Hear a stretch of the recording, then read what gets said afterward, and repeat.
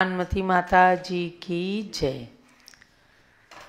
धर्म प्रेमी जिज्ञासु स्वाध्यायी भाई बहनों, आप सबने आज उनके मुख से सुना है प्रवचन निर्देशिका के बारे में जिन्होंने स्वयं इसका निर्माण किया है। हमने उन पूर्वाचार्यों को नहीं देखा, आचार्य कुंद कुंद, अकलंक देव, उमा स्वामी, समंत भद्र आदि आचार्यों को नहीं देखा। उनके ग्रंथों को पढ़कर उनकी महिमा समझ सकते हैं, लेकिन आज हम उन्हें अपने चर्म चक्षुओं से देख रहे हैं जिन्होंने इन आचार्यों के पथ का अनुसरण करके और आगम परंपरा के अनुसार ही अपनी लेखनी को चलाया और धर्म को भारतीय संस्कृति, सनातन संस्कृति के रूप में विश्व के क्षितिज पर स्थापित करने का जो श्रेय ज्ञानमती माता जी को है, वह 20वीं सदी में, मैं समझती हूँ 20वीं और 21वीं सदी में शायद ही कोई कर पाया। जैन धर्म की अनादि निधनता, जैन धर्म की सार्वभौमिकता और हमारे तीर्थंकरों की प्राचीनता का संदेश उन्होंने इतिहासकारों तक पहुंचाया कि जैन धर्म की स्थापना किसी ने नहीं की, न महावीर स्वामी ने और न आदिनाथ भगवान ने। जैन धर्म अनादि निधन है, शाश्वत है, इसे ना कोई स्थापित कर सकता है, ना किसी ने किया और ना कोई इसे नष्ट कर पाएगा।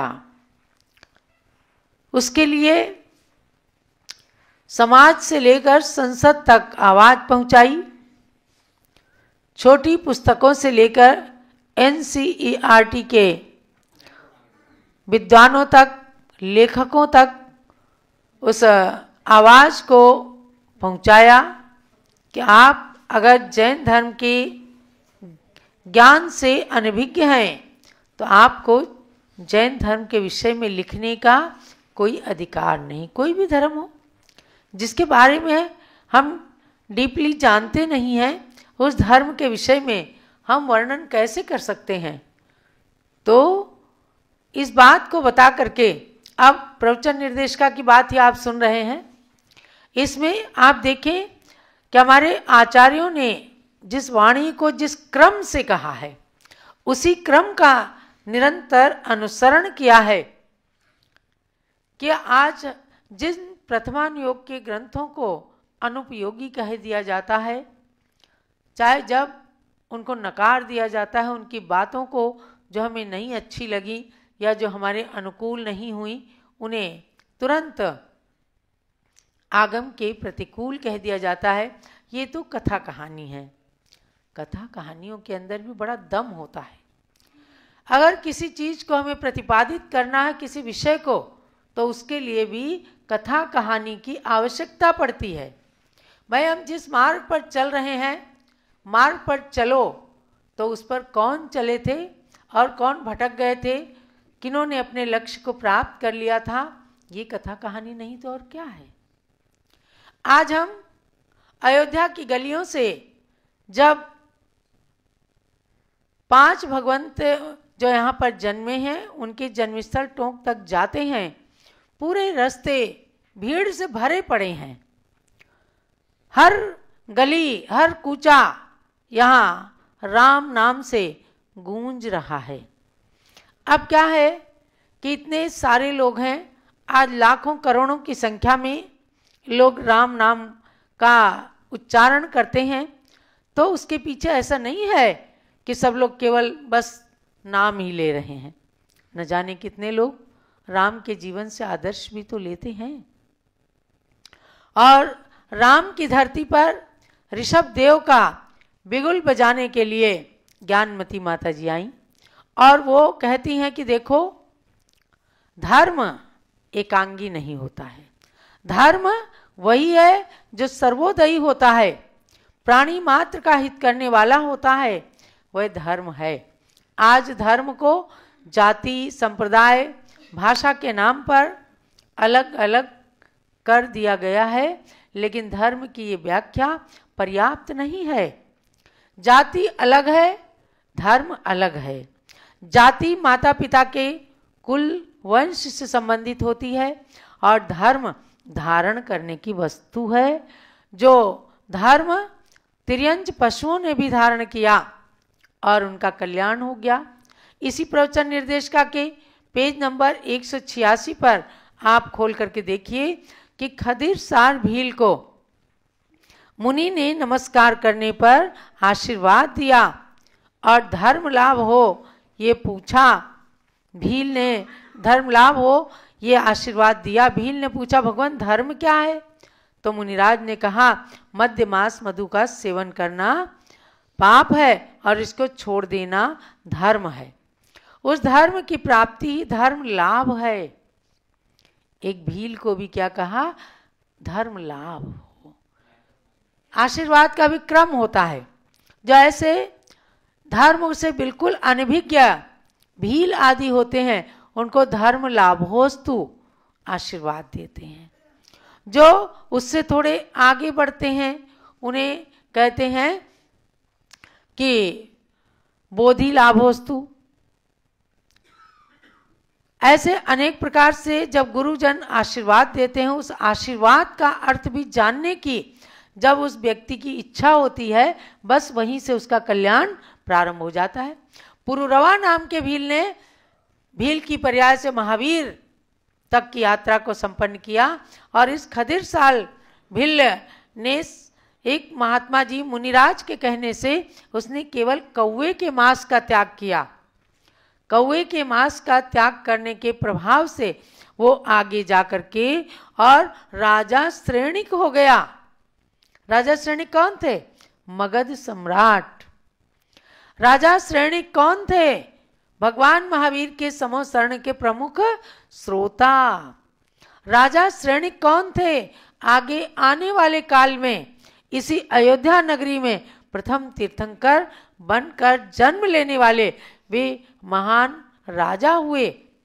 और महावीर भगवान से उन्होंने 60,000 प्रश्न किए थे।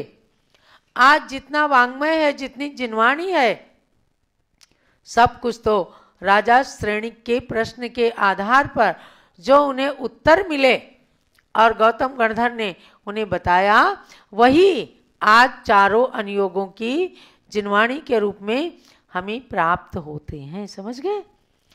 ऐसा उन्होंने पुण्य अर्जित किया कि महावीर स्वामी के समोसरण में ही धर्म को सुनते सुनते क्षायिक सम्यक दर्शन प्राप्त कर लिया। ऐसा क्षायिक सम्यक दर्शन जो कभी भी अब छूटेगा ही नहीं, मोक्ष जाने तक, अनंत काल तक उनकी आत्मा के साथ रहेगा। तो ये क्या है? ये प्रथमानुयोग के उदाहरण है। अगर हम इन्हें नहीं पढ़ेंगे तो समझो कि शीशे में देखकर हमने अपने मुख की कालिमा को नहीं धोया। या आदर्श म्यू अर्थात महापुरुषों के चारित्र को, प्रथमानुयोग को दर्पण के समान कहा है। दर्पण में जब मुख देखते हैं तो दर्पण ये बताता है कहाँ आपके तिल है, कहाँ आपके कालिमा लगी है, कहाँ क्या है। दर्पण पोंछता नहीं है, दर्पण केवल दिखाता है।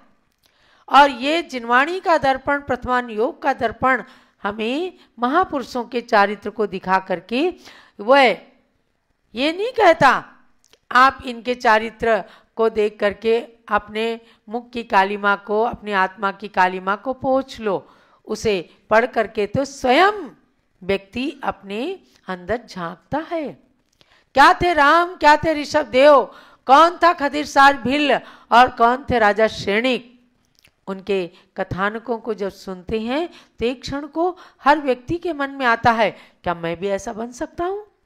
और जहां ये प्रश्न आया कि मैं भी ऐसा बन सकता हूं, बस समझ लो वहीं से कल्याण प्रारंभ हो गया। आप ज्ञानमती माता जी को सुनते हैं, अगर आपके मन में क्षण भर के लिए भी ऐसा आ गया कि क्या ज्ञानमती माता जी के जैसा ज्ञान हमें भी प्राप्त हो सकता है? होगा, क्यों नहीं होगा। आप ज्ञानमती माता के लिखे ग्रंथों को पढ़ेंगे, आगे बढ़ेंगे, आगे जा करके वो ज्ञान आपको केवल ज्ञान तक को प्राप्त कराने में सक्षम हो सकता है। त्या धर्म के मर्म को जब बताया तो यही कहा कि मध्य मास मधु के त्याग को धर्म समझो। हे भव्यात्मन, इस प्रकार से जब भील को समझाया तो वह सोचता है कि कोई मेरी बहुत बड़े हितैषी हैं। उसको बहुत हिलाया डुलाया सबने कि आज कौवे का मांस खा ले, आगे जैसे ही स्वास्थ्य ठीक हो जाएगा फिर से त्याग कर देना। उसने कहा नहीं। उसने कहा मैंने गुरु से जो नियम लिया है, प्राण चले जाएं लेकिन उस नियम को तोड़ना नहीं है। और उसने नियम का निर्वाह किया तो पहले तो भील से मर करके और जा करके देवता बन गया, और देवता बन करके पुनः आगे आकर के सम्यक्त्व को ग्रहण करके आगे क्षायिक सम्यक दृष्टि राजा श्रेणिक बन के आने वाले काल में तीर्थंकर बन गए। तो आप सोचो इससे ज्यादा दर्पण हमारे लिए क्या हो सकता है कि एक भील जो रात दिन केवल मांसाहार करता था, शिकार करता था जंगल के अंदर जा करके, और उसने अगर एक गुरु का जरा सी देर के लिए सत्संग कर लिया तो उसने तीर्थंकर का पद प्राप्त करने के लिए उसके कदम बढ़ गए आगे। तो हम भी जब कोई संत मिले तो निश्चित रूप से सत्संग करें। आप सबके लिए ही ये सुबह से लेके शाम तक हम कभी क्लास चलाते हैं, कभी प्रवचन करती हैं माता जी, कभी आपको अभिषेक यानी भक्ति गंगा में स्नान करने का मौका मिलता है, कभी सायंकाल में आप आरती करते हैं, हमारी बहन जी आपसे प्रश्न भी पूछती हैं, शांति भक्ति का पाठ भी चलता है। इन सब में जुड़िए आप, कभी पारस चैनल के माध्यम से, कभी आदिनाथ चैनल जो गूगल मीट पर आपको उपलब्ध कराया गया है, इसके साथ भी जुड़ने में आपका फायदा ही फायदा है। शाम को जब शांति भक्ति आप सुने तो शांति पूर्वक एकदम शांति के साथ आपका रात्रि का सपना भी साकार हो जाएगा, अच्छे अच्छे सपने आएंगे, शुभ रात्रि रहेगी, मंगल प्रभात हो जाएगा।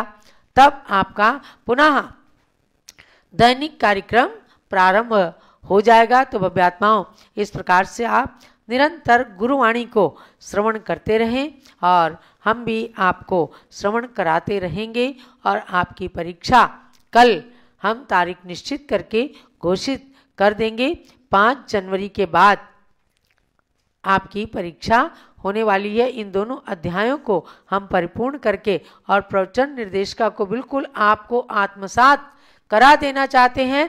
केवल 2 अध्याय की परीक्षा होगी, लेकिन उसके साथ साथ पूरे प्रवचन निर्देशिका के अंदर से भी 2-4 प्रश्न और भी होंगे। इसलिए आपको एक बार पूरी प्रवचन निर्देशिका और भी खंगालनी पड़ेगी, यानी कि उसको पढ़ना पड़ेगा, उसको रिवीजन करना पड़ेगा, तब आपकी प्रवचन निर्देशिका की परीक्षा पूर्णता को प्राप्त हो जाएगी। यही जिनवाणी माता के स्वाध्याय का सार होता है कि ज्ञान निरंतर वृद्धिंगत होता चला जाए। तो अब